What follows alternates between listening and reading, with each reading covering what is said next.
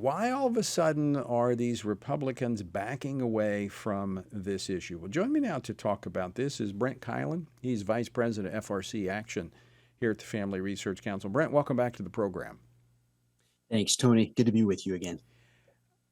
I'm struggling, and I've had this conversation with several members of Congress who are now saying, "Well, this is a states issue. It's a states issue, but it's also a federal issue." The court said this is in the hands of elected officials, not judges. And so we have a long list of votes just in the last two Congresses that members, some of which are saying this is a states issue, have voted. Talk about some of those laws that they voted on. Tony, that's exactly right. And we have to remember also that the science hasn't changed. And so the policies that the Republican Party has stood for over the last decades that were based and are based off of the science, those positions should not change either. Tony, in just the past 5 years alone, we've had 21 votes at the federal level on pro-life policy. The majority of those were votes explicitly to protect unborn children at some level in the pregnancy. Some of them were to prohibit taxpayer funds from being used to subsidize abortion, and then a few others were related to the pro-life cause in other ways. But you look at some of these specific measures, such as, the Born Alive Abortion Survivors Protection Act, which would just say that a baby who survives a failed abortion is owed the same protections as any other infant that's born alive. Really, really basic. They have not been able to get that past, Democrat-controlled majorities, so it has not become law yet. But that's one of the ones we've seen voted on multiple times.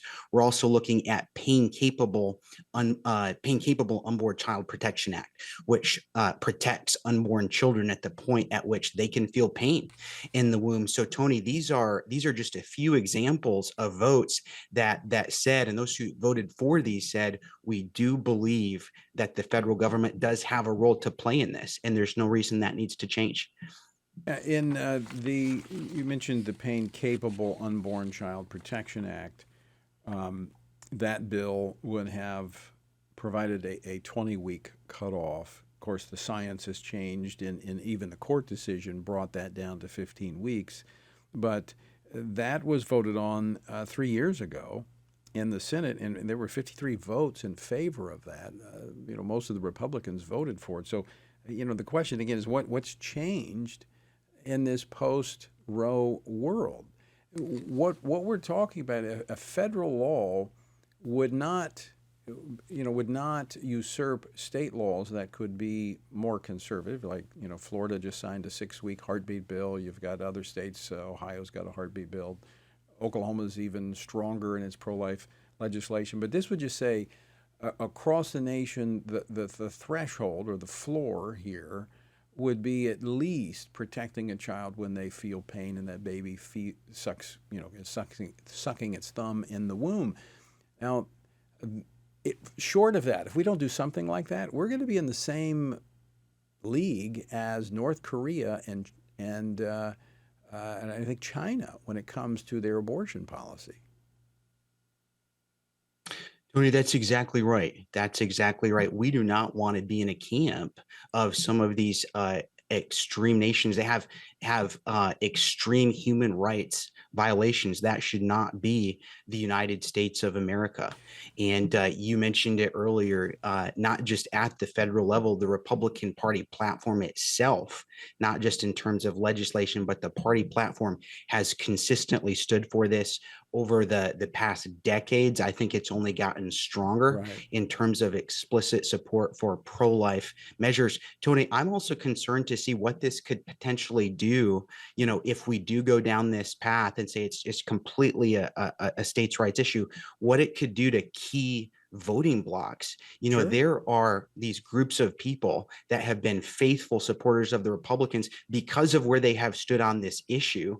SageCons that you mentioned are one of them. We know with polling that the life issue is always one of their top voting issues. Well, it's either number 2 or number 1. I'll be very candid, Brent. It makes it sound as if it's a political issue that they're concerned about the political fallout of this because the left was trying to define their position. You know, the left in the midterm election spent $358 million defining the Republicans as wanting to ban abortion.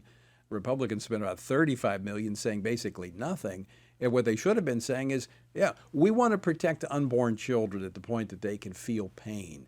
Where will you draw the line? And when they did that, they won because it's the right thing to do. And so let's talk a little bit about that. When you look at the polling where the American people are, I made reference to this earlier. I think the numbers are about 67% of Americans believe that when a child feels pain, can suck its thumb in the womb, that ought to be that's a place of consensus. About 67% of Americans say, you know, we should not have abortion beyond that. That's right, Tony. And I think the ironic thing here is while some Republicans are pushing for this to go back to the states, that is not at all what the alternative is. That is not at all what the Democrats are pushing for. Good point. Very good point, because the Democrats are not saying this should be a state's issue. They want to make it a federal issue, and they want to impose abortion to the day of birth at taxpayer funding on every American. Tony, that's exactly right. And that position that you just shared, that is the standard position of the Democrat Party. That is only supported by about 1 in 5 Americans. So you have 80% of the country, according to recent polling, that opposes abortion for any reason up until the moment of birth at taxpayer expense. And Tony, that doesn't even get into the Born Alive Abortion Survivors Protection Act, which we have not been able to get passed, which would afford those protections to a baby that survives a failed abortion. So if you message on this well, the vast majority of Americans are with you on this issue. Yeah, I mean, it's barbaric. And as I played that clip of the president before, I mean, he was very forthright in describing it, and it is barbaric. So I've been a part of writing the GOP platform for probably the last 4 cycles, so probably going back 16 to almost 20 years. And I could have missed something, but I don't ever recall any footnote to the call for a human life amendment or other provisions saying that in the event that Roe is overturned, this becomes a state issue. I've never read that anywhere in the GOP platform. Tony, I have not either. And you look back at these party platforms, again, going back just a few years after Roe v. Wade, which was 1973, it took explicit positions in favor of protecting the unborn. That has only expanded. If you look at the party platform today, it goes there. It also says it supports specific federal legislation on this. Some of the pieces that we mentioned, it opposes taxpayer funding. I could give you a really long list, Tony, but there's nowhere in there, and never have I ever read either, that there's an asterisk next to that. This has been a moral issue. It is. The science hasn't changed, so there's no reason for the Republican Party's position on this issue to change.